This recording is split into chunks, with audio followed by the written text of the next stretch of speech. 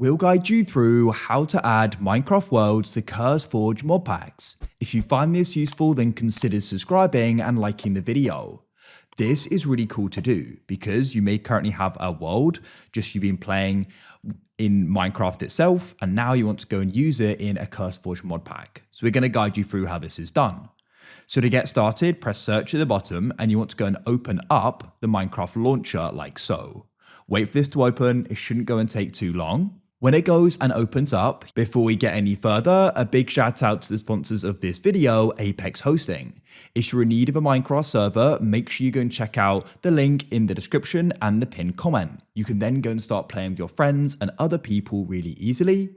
If we go and scroll down, we can start checking out some of their great features. For example, you can get a free subdomain, unlimited slots, 24/7 server support, and automated backups as well. So check them out, link down below. Thanks them for sponsoring the video. You need to come to the top and click installations. Then you want to go and scroll down and you can see latest release. Go to the right and press open installations folder. Then what you need to do is you need to go and scroll down and you need to find the option for saves. You can click in here.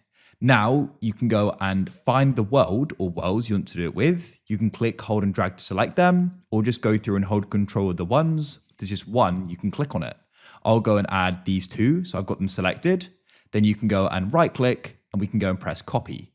Now you need to come to CurseForge. I'm just going to go and close out of Minecraft here as well. We can go and find the mod pack we want to then go and add these worlds to. What we're going to do is we're going to go and add it to this one here, let's say. We can then go and right click on it and you want to go and press open folder.